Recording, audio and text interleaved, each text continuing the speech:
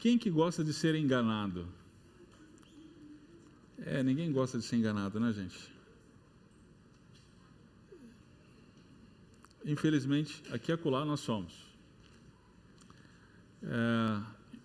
Infelizmente, no nosso país, aqui e acolá a gente recebe a notícia, por exemplo, existem muitos enganos dos quais somos vítimas como cidadãos brasileiros. Eu não vou chorar as pitangas aqui com você. Vou mencionar apenas um, que é a questão do combustível adulterado. Né?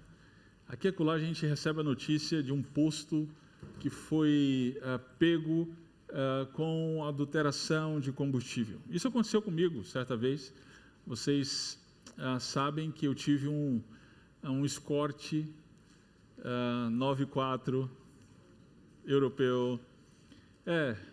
Esse Escort marcou a minha vida.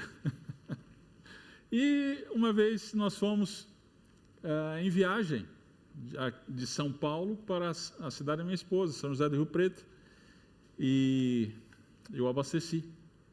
Lá pelas tantas, o carro começou a engasgar.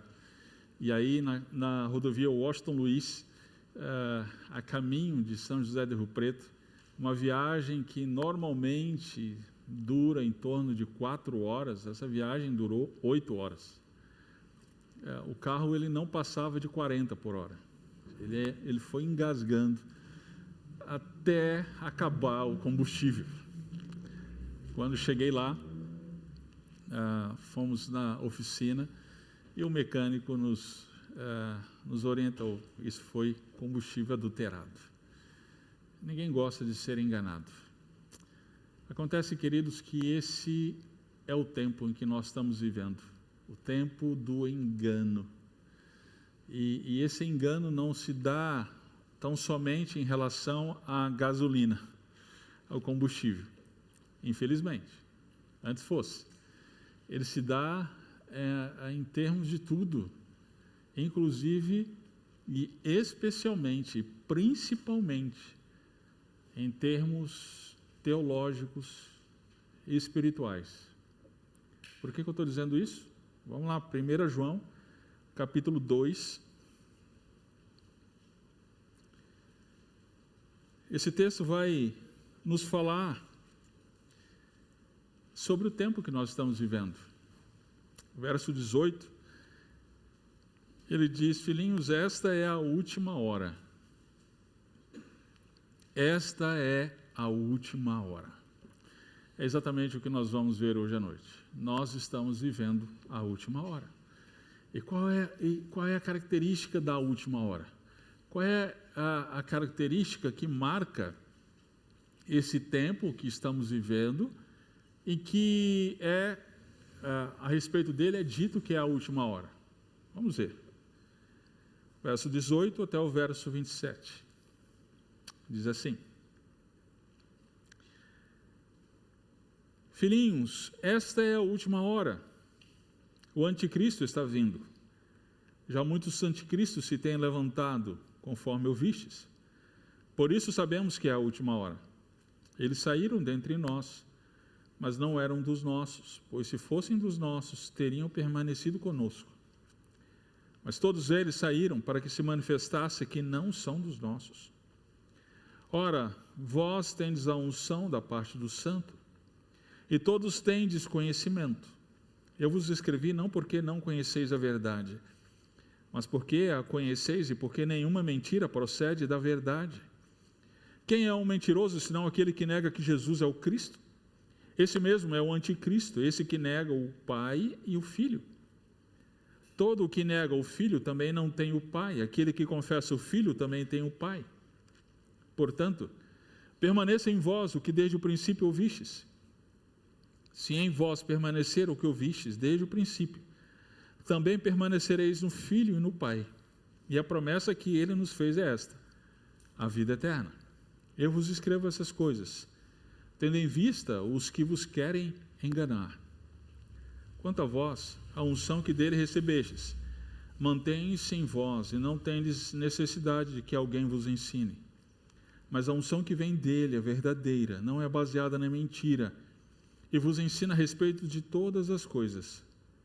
Permanecei nele, assim como ele vos ensinou. Amém. O apóstolo João, ele escreveu essa primeira carta, como temos visto em nossa igreja, para lidar com uma situação muito específica naquele tempo. Haviam falsos mestres na igreja. Haviam, naquele momento, pessoas que ensinavam de maneira enganosa falsas doutrinas. Essas falsas doutrinas, como já vimos, dizia respeito à negação do Filho, Jesus Cristo.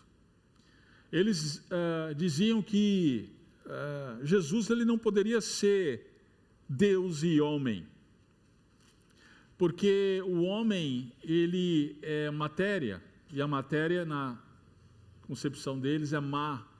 Então Deus, Jesus Cristo, não podia ser Deus e homem.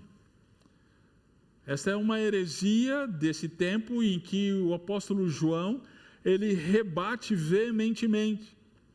E aí João, ele vai dizer com todas as letras, Jesus, ele é o verbo da vida. Ele é aquele que criou todas as coisas e se fez carne, se fez homem. João diz mais, Deus, ele é luz. Ora, se ele é luz, então não dá para você dizer que tem comunhão com Deus e ao mesmo tempo viver uma vida louca, uma vida de qualquer jeito. Não, Deus é luz. Ora, se você tem comunhão com Deus, então você guarda a palavra de Deus e você tem comunhão com os outros irmãos. Não dá para dizer que tem comunhão com Deus, mas não ter comunhão com os outros irmãos. E nós vimos também que os filhos de Deus, eles já desfrutam dos benefícios que o Senhor nos dá. Nós vimos no capítulo 2, João escrevendo para diversos grupos na igreja, pais, jovens, filhinhos. E para cada grupo ele ressalta um benefício que ele já tem em Cristo Jesus. E aí então, como vimos no domingo passado, João diz, olha, vocês já têm todos os benefícios que vocês precisavam. E vocês têm esses benefícios por causa de Jesus Cristo. Então, não amem o mundo. Não amem o mundo. Que o amor de Deus, que o amor de vocês esteja exclusivamente direcionado para Deus. Ame somente, ou melhor, ame primeiramente a Deus. E agora João, ele, nesse texto que nós lemos, ele se presta a advertir os seus leitores a respeito do contexto em que nós vivemos.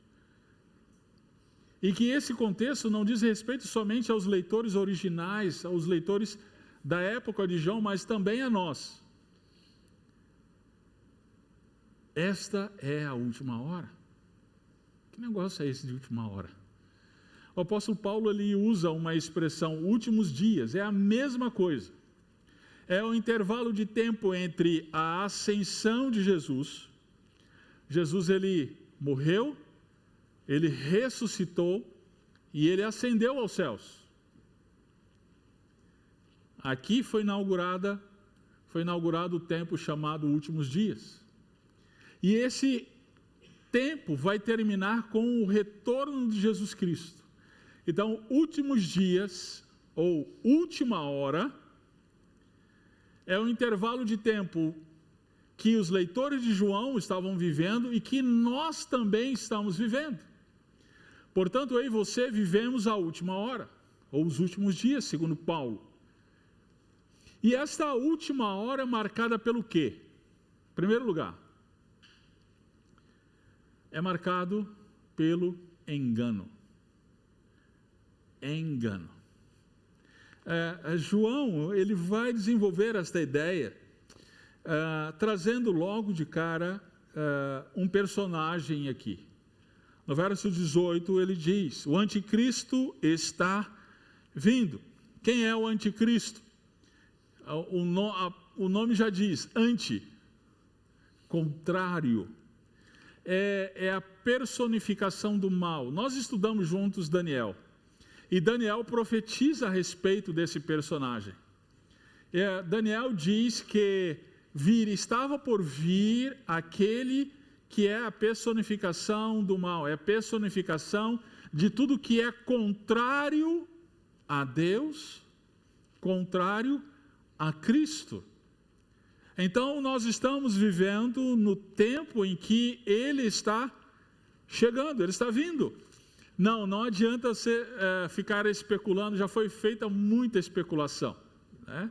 Martinho Lutero dizia que o anticristo era o Papa Leão X, isso no século XVI. Parecia, mas não era. Muitos hoje vão fazer essas especulações e vão dizer que esse anticristo pode ser vários personagens famosos do nosso tempo. Lembra de Gorbachev? Na época da cortina de ferro, né? Ele tinha aquela mancha assim na testa, então dizia, olha, isso aí é a marca do anticristo, né? Então as pessoas gostam dessas especulações, a gente precisa tomar cuidado com isso. A Bíblia ela não nos orienta a ficar procurando quem que é o anticristo, ela simplesmente ela se resume ao alerta, olha, está chegando. Só que ele vai além, ele vai dizer, olha, muitos anticristos já têm se levantado. Opa, peraí, não era só um? Um já não basta, mas tem mais de um? Pelo jeito tem muitos. Sim, são pessoas que se colocam contra Cristo. No caso do contexto aqui de João, eram todos aqueles falsos mestres. À medida que eles ensinavam falsas doutrinas, eles tinham o caráter, eles tinham a mesma natureza, o mesmo ministério, vamos colocar assim, de falsidade do anticristo. A mesma atuação do anticristo, portanto, eles eram também anticristos. Acontece que eles já estão em operação. Então isso marca a última hora. Toda a vida que você ligar a sua TV e você vê um pregador que, embora se apresente como cristão, até mesmo evangélico, mas você percebe a mensagem que ele está ensinando, essa mensagem contrária a Cristo, pode ter certeza, ali é um anticristo, é um desses anticristos. Abra o seu YouTube, todos aqueles que se colocam contra Cristo, mesmo que se identifiquem como pastores evangélicos, esses são anticristos. O apóstolo ele vai dizer no verso 19, olha só, os anticristos eles saíram de nós, saíram do nosso meio. É por isso que eu estou falando, pastores evangélicos, né? Eram pessoas que estavam lá dentro da igreja, eram pessoas que estavam indo lá domingo após domingo, eram pessoas que frequentavam os cultos, estavam tomando ceia, mas eram anticristos, não eram dos nossos.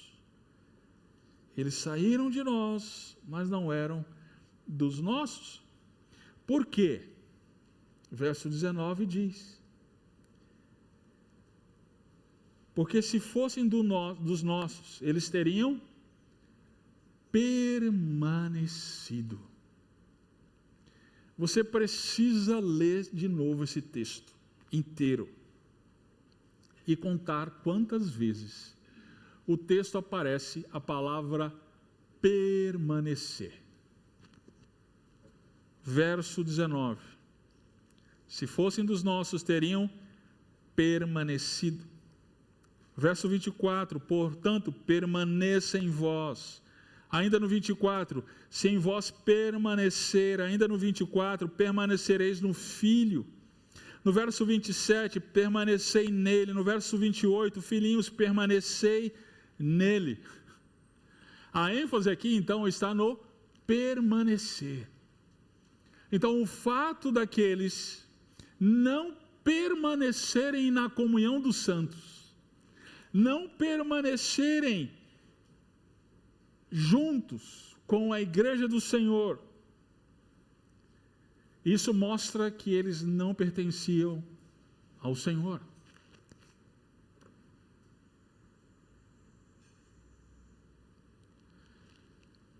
Preste muita bem atenção no que eu estou dizendo. Eu não estou dizendo que quem sai da nossa igreja é um anticristo. Não saia por aí dizendo que o pastor Nelson disse isso. Eu não estou dizendo isso. Eu estou dizendo que os falsos profetas, aqueles que ensinam, embora se pareçam com pastores, mas ensinam algo contrário ao Evangelho do Senhor Jesus Cristo. Embora eles se apresentem como cristãos, eles não são dos nossos. E, eventualmente, eles saem de uma igreja verdadeiramente bíblica. Se você parar para pensar, estude a história cristã e você vai perceber que as seitas que existem hoje foram seitas que saíram do meio cristão. Sim. De onde vem, por exemplo, o mormonismo? De onde vem o adventismo? Tem até uma polêmica nos nossos dias, a igreja adventista não é seita. A minha posição é sim, é sim. Basta você ler os escritos de Ellen White.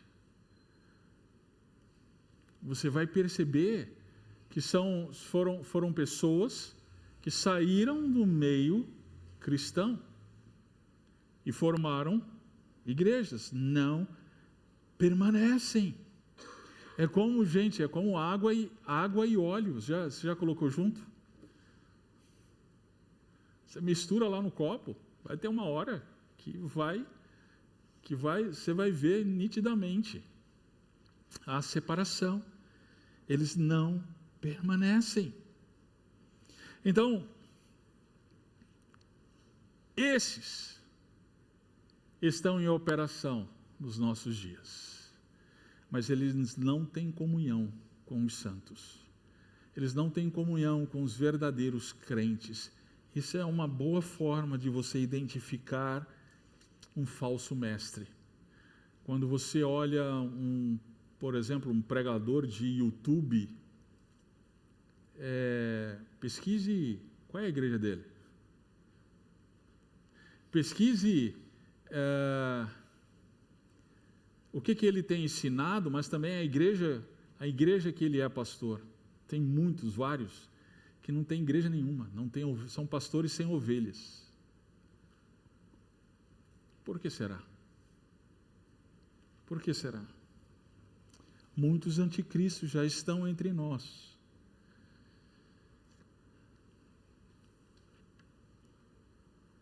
O anticristo está vindo e muitos anticristos já estão entre nós. O anticristo é aquele que... aqui é mais um sinal interessante. É aquele que nega que Jesus é o Cristo. Olha o verso 22.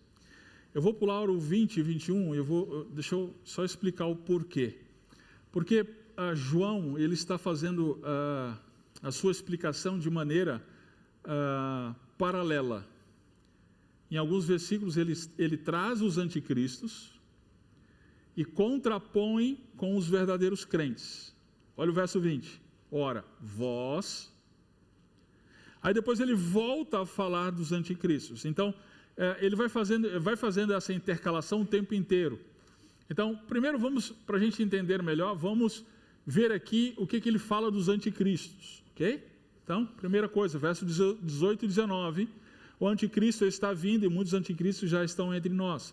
Verso 22 e 23, o anticristo e os anticristos,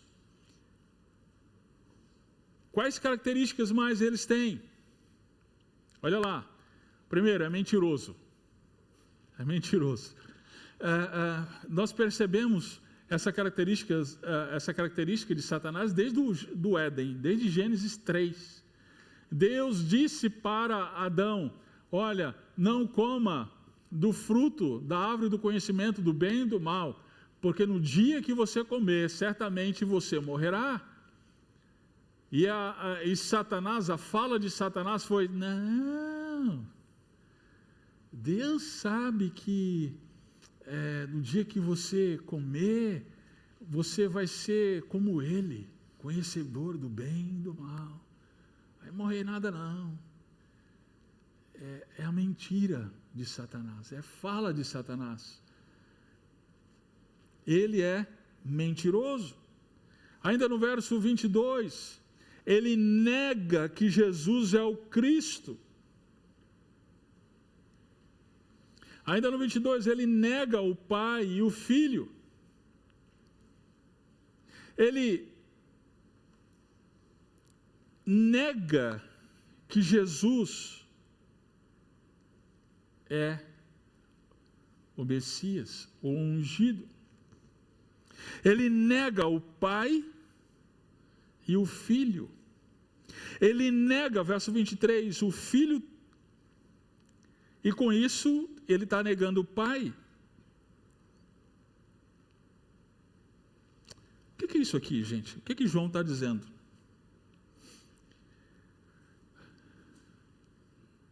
Há muitos anos atrás eu interpretava esse texto como uma sessão, um passo a passo de exorcismo. Como exorcizar alguém possesso? Pergunte para ele, você crê em Jesus? Se ele se negar a dizer isso, engrossar a voz, opa, está possesso. Tem muita gente que entende esse texto dessa forma. Okay? Não é bem isso que João tinha em mente. João, ele não nos dá aqui um passo a passo de exorcismo. Ele nos dá aqui uma dica para sabermos como identificar o engano. Como saber que uma religião é errada? Como saber, e nesse contexto de grande relativismo que nós vivemos, de grande pluralismo que nós vivemos, como saber que uma igreja está errada? Alguém mencionou, pastor, mas você fica falando aí de outras igrejas, e eu não gosto muito disso. Querido, eu vou continuar falando, porque esse é o meu papel, de alertar os irmãos. Mas aqui vai uma dica. Você precisa saber como identificar uma igreja errada. E existem várias. E como identificar? Jesus. Jesus, esse é o ponto. O que essa igreja ensina a respeito de Jesus? E deixa eu explicar melhor. Não adianta a igreja ter uma placa, Jesus Cristo é o Senhor. Não é disso que eu estou falando. Essa igreja que eu me referi, ela tem sido um dos anticristos da nossa época. Eu sei, é forte o que eu estou dizendo, mas é a verdade. Por que eu estou dizendo isso? Vamos lá. O que é negar que Jesus é o Cristo? Qual é o centro do Evangelho? O centro do Evangelho é: nós somos pecadores. Deus, Ele enviou o seu único Filho, Jesus Cristo. E Ele se fez homem. Ele morreu, Ele ressuscitou. E quando nós cremos que Ele morreu para nos perdoar dos nossos pecados, nós somos salvos. Somente pela fé em Cristo Jesus, nós somos salvos. Toda igreja, toda religião que diz, nós acreditamos em Jesus, Jesus Cristo é o Senhor. Mas se essa igreja, ela diz que você, para ser salvo, precisa crer em Jesus e mais alguma coisa, essa igreja é um anticristo. Aí está o detalhe. Nós não identificamos uma igreja verdadeira se ela gosta de cantar de pé, se ela gosta de cantar sentado, se a turma lá gosta de usar saia, se a turma gosta de usar calça, se o pessoal bota maquiagem, as mulheres usam maquiagem ou não. Não, é Cristo, é Jesus. Se essa igreja está dizendo que Jesus Cristo é suficiente para a provisão pelos nossos pecados, para trazer reconciliação, a nossa reconciliação diante de Deus, então essa igreja está na verdade. Se for o contrário, ela está negando a Cristo. Isso é negar a Cristo, conforme João aqui. Então sim, infelizmente no nosso contexto evangélico tem muita gente procurando algo mais, procurando Jesus e mais alguma coisa.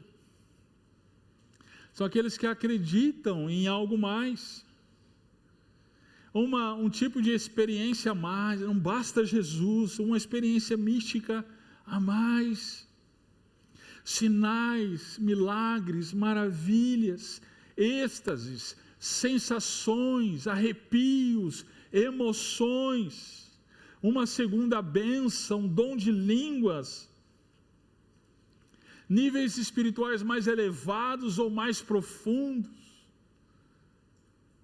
Lembra a igreja brasileira, aliás, não é só a brasileira não, vamos fazer justiça. A igreja no mundo, ela é dada a ondas, né? Eu lembro do tempo, eu estava na idade do Mateus, fazendo seminário também, e naquela época a moda era o G12, lembra do G12? Hoje a nova turma aí já não sabe mais nem o que é isso, né? Mas tinha a moda do G12, e o G12 então eram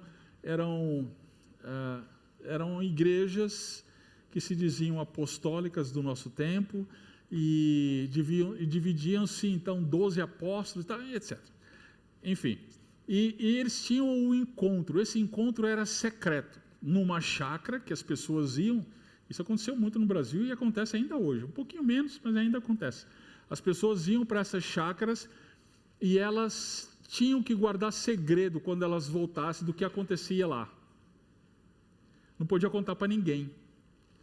E aí a pessoa ia para essa chácara, e aí os parentes perguntavam, e aí, o que aconteceu lá? Eu estou vendo gente sorrir aqui, eu acho que vocês participaram, hein? Teve gente aqui que já participou. Aí eles eram instruídos a dizer, é tremendo. É ou não é, Yuri? É tremendo. Então as pessoas ficavam, puxa vida, é mesmo? O que acontece lá? Eu não posso dizer, eu só posso dizer uma coisa, é tremendo.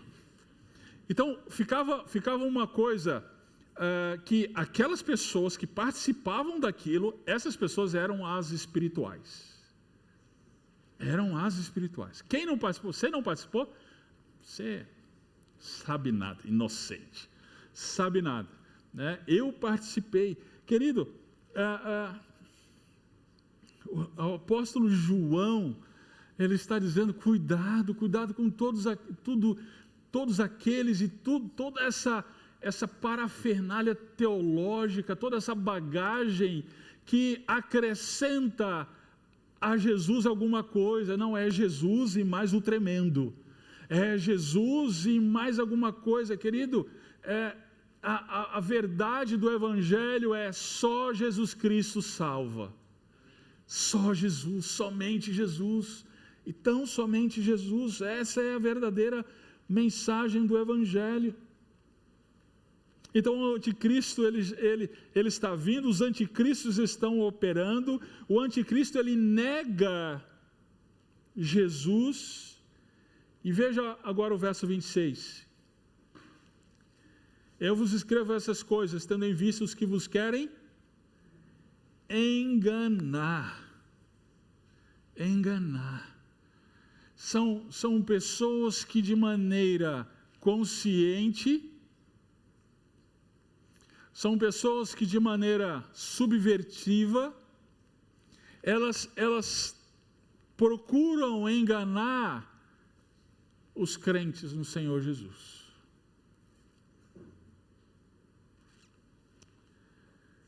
O Novo Testamento inteiro alerta sobre isso.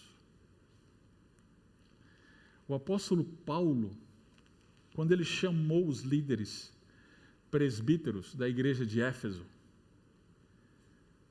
ele disse o seguinte, isso está lá em Atos capítulo 20, do meio de vós se levantará lobos vorazes, do meio de vós. Esse mesmo apóstolo, lá em 2 Timóteo, vamos abrir lá, 2 Timóteo capítulo 4, no verso 3, hoje pela manhã eu mencionei o verso 1 e o verso 2, a função do pastor é pregar a palavra, e no verso 3 ele diz, chegará o tempo em que não suportarão a sã doutrina, mas desejando muito ouvir coisas agradáveis, ajuntarão para si mestres segundo seus próprios desejos. Esse é o tempo que nós estamos vivendo. As pessoas estão procurando mestres para dizer coisas agradáveis. Que coisas agradáveis são essas? O engano. Você é um exemplo de engano. Você é o centro do coração de Deus. Anticristo. Engano. E as pessoas estão correndo para esses falsos mestres. Eu lembro de 2014. É que o problema é que a gente tem uma memória muito curta, gente. Eu lembro em 2014, na eleição de 2014. Deixa eu refrescar a sua memória. Ana Paula Valadão, já ouviu falar? Nessa ocasião, Marina da Silva foi na igreja de Ana Paula Valadão, lá em Minas Gerais. E Ana Paula Valadão profetizou, dizendo, você será a próxima presidente do Brasil. 2014. Deus teve misericórdia, né? Do nosso país. Deus teve misericórdia. Mas o que eu quero dizer, queridos, é que as pessoas estão correndo atrás desses falsos mestres, estão correndo atrás dessas falsas profecias, dessas falsas visões, e sendo enganadas. Verso 26, eu vos escrevo essas coisas, tendo em vista o que vos querem enganar. Cuidado, cuidado.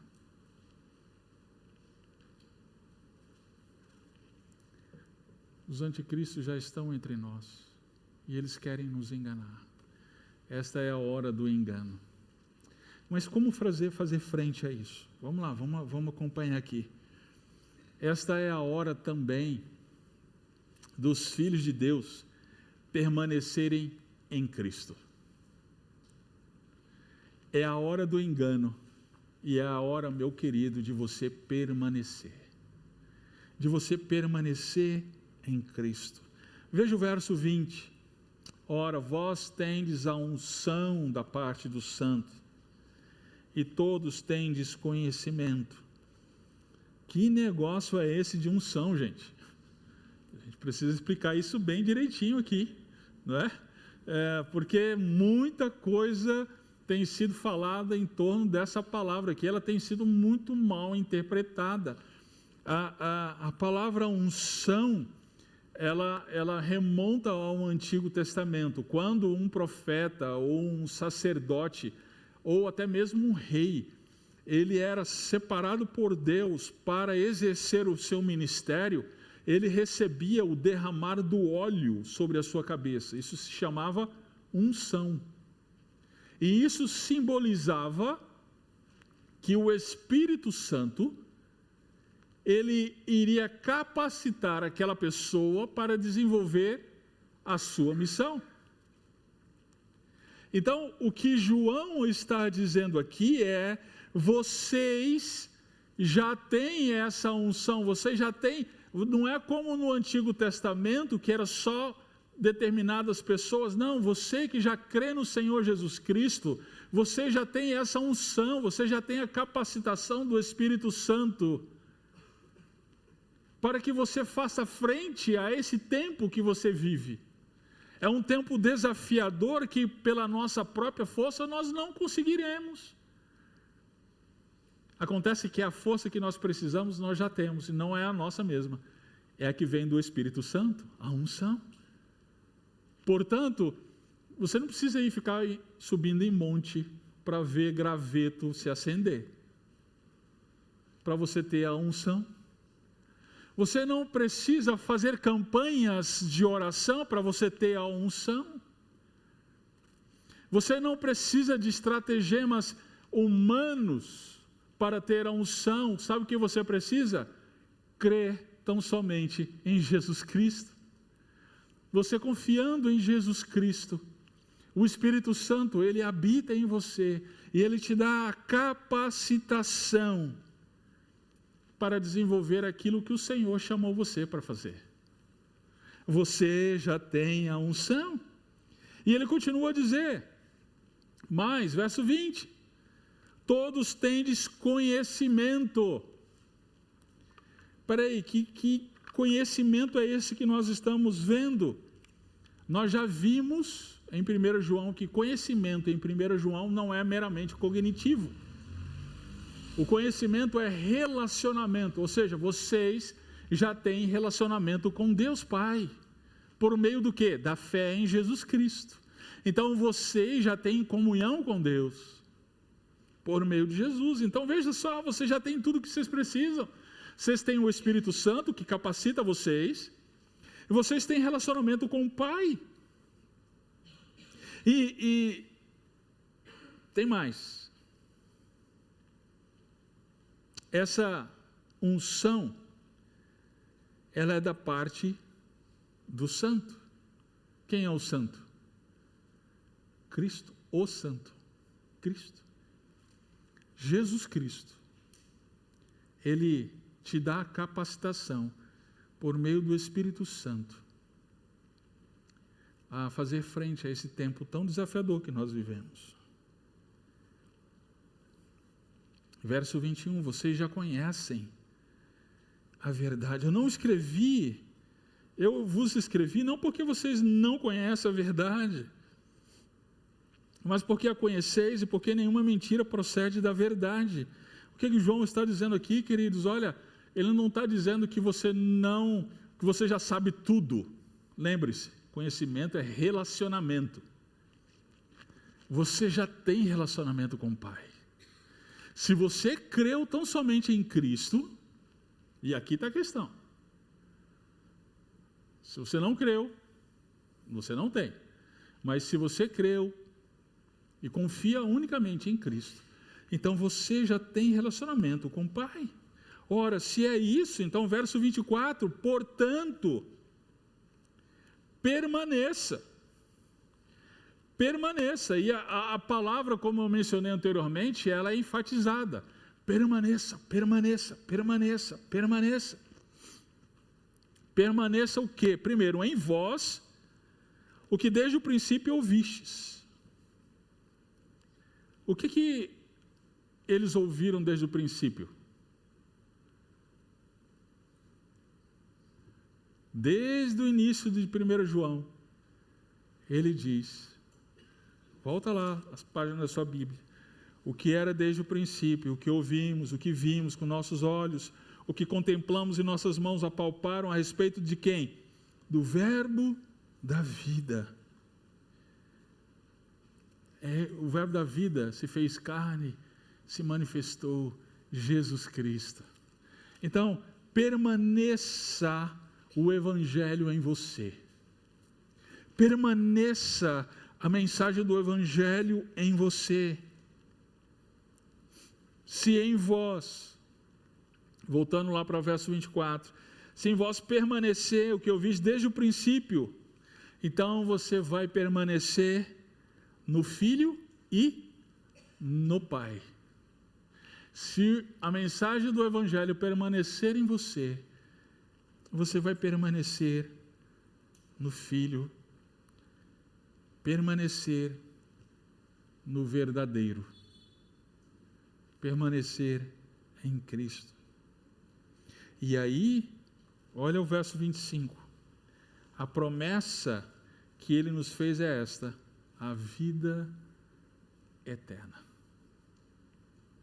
A vida eterna. Preste bem atenção. João não está dizendo que se perde a salvação. Salvação não se perde. Se ela fosse uma conquista nossa, nós perderíamos. Como não é uma conquista nossa, nós não perdemos. Mas lembre o que João diz aqui no verso 18 e 19. Eles saíram de nós, eles não permaneceram porque não eram de nós. A marca do crente é a permanência. E aqueles que permanecem, aqueles que perseveram no Evangelho, que perseveram em Cristo, esses são os verdadeiros crentes. E esses herdarão a vida eterna. Por quê? Porque creem em Jesus Cristo. Porque creem em Jesus Cristo. É exatamente isso que João diz. Querido, então, não vá atrás de novidades. Permaneça. Toda vida que você ouvir alguém dizendo, olha, vem aqui, tá? Tem um negócio novo aqui. Desconfia, a gente precisa do velho. A gente precisa do velho. A gente precisa do antigo. A gente precisa do Evangelho. É aquele lá mesmo. É ele que tem que ser pregado e continuar sendo pregado, e pregado de novo, e pregado de novo, e é nele que nós temos que permanecer. Nós não fomos chamados para ser criativos. Nós fomos chamados para ser fiéis. Use a criatividade na forma de anunciar o Evangelho. Ótimo. Mas não use a criatividade para alterar o Evangelho. Nisso, nós temos que ser fiéis. Ficar com o que nós ouvimos desde o princípio. A unção, verso 26, ou melhor, verso 27, ele vai voltar a falar da unção quanto a vós. Por que quanto a vós? Porque ele acabou de mencionar, olha, tem aqueles que querem enganar vocês. Quanto a vós, e de novo, a unção que dele recebestes mantém-se em vós, e não tendes necessidade que alguém vos ensine. Mas a unção que vem dele é verdadeira, não é baseada na mentira, e vos ensina a respeito de todas as coisas. permanecei nele, assim como ela vos ensinou. Vamos entender isso aqui melhor. A unção que vocês receberam, a unção é o que mesmo? É a capacitação do Espírito Santo. Essa capacitação, ela permanece em você. Ela está em você. Ah, pastor, mas eu pequei. Tá, mas ela permanece em você. Peça perdão, confesse seu pecado, volte atrás. Mas ela não sai de você quando você peca, e quando você pede perdão ela volta. Não, ela permanece em você. A capacitação do Senhor, o Espírito Santo permanece em você. No verso 27 ele ainda vai dizer, olha, vocês não têm necessidade que alguém vos ensine. Preste bem atenção aqui agora. João não está dizendo que a gente não precisa aprender. Vamos fechar a EBD. Tem até igreja que não tem mais EBD hoje. Tem igreja que vai dizer, olha, não precisa estudar a Bíblia não. Porque a gente está aqui, está na Bíblia. A gente já tem a unção, não precisa que ninguém ensine. A prova que precisa estudar é exatamente essa abobrinha que dizem.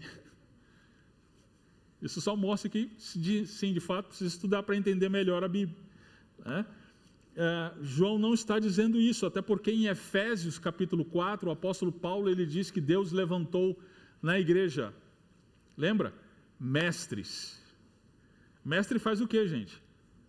Ensina. Então, nós crentes precisamos aprender, nós precisamos crescer no conhecimento do Senhor. Então, não significa que nós sabemos tudo já e está jóia. Não. Significa que aqueles mestres, falsos mestres, que João estava se referindo, a gente não precisa aprender deles. A gente não precisa aprender. Vocês não têm necessidade de que esses camaradas ensinem vocês. Eles estavam ensinando, olha, tem um novo conhecimento que vai deixar vocês num patamar mais elevado na vida cristã. E João então disse, vocês não têm necessidade que esses caras ensinem para vocês. Vocês não têm necessidade. Vocês já conhecem. Vocês já têm relacionamento com o verdadeiro. A unção que vem dele é verdadeira. Ela não é baseada na mentira. Ela vos ensina, olha só, a capacitação do Espírito Santo, ela nos ensina a respeito de algumas coisas. É assim que está na sua Bíblia? Ela nos ensina a respeito de tudo. Todas as coisas. Que todas as coisas são essas. As Escrituras. Todas as coisas. Olha 2 Timóteo, capítulo 3, o apóstolo Paulo vai dizer a mesma coisa em outras palavras. 2 Timóteo.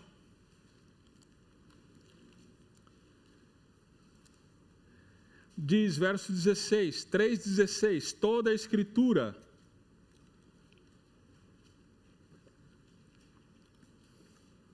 é divinamente inspirada por Deus e proveitosa para ensinar, para repreender, para corrigir, para instruir em justiça, a fim de que o homem de Deus tenha capacidade, olha só, unção, e pleno preparo para realizar toda boa obra. Ou seja, a Escritura é suficiente. A Escritura tem tudo que a gente precisa. O que a gente precisa é crescer no conhecimento dela e aplicá-la às nossas vidas. Então, permaneça na palavra de Deus. A Escritura é suficiente para tudo o que nós precisamos. Não se deixe levar por aqueles que querem te enganar. Querido, esta é a última hora. É a hora do engano. Cabe a você fazer frente a essa hora do engano. Cabe a você que já tem toda a capacitação do Espírito Santo a buscar no Senhor a palavra do Senhor e aplicá-la à sua vida. Meu querido, você tem ouvido dia após dia, semana após semana, em nossa igreja, a palavra do Senhor, e tão somente a palavra do Senhor. Você já tem recebido a capacitação do Senhor, então aplique essa palavra na sua vida. Aplique essa palavra na sua família, no seu casamento, com os seus filhos. Aplique esta palavra, você já tem capacitação do Espírito Santo. Você já tem a unção. Você não precisa buscar nada novo. Você já tem. Eu sei, tem pessoas que estão dispostas a dar dinheiro, dar tudo, pelo algo novo. O que eu estou dizendo para você é, não precisamos de nada novo. O que a gente precisa é do Evangelho, e tão somente do Evangelho. Aplique o Evangelho na sua vida. Pare de perder tempo. Pare de quebrar cabeça. Aplique a palavra, aplique o Evangelho na sua vida.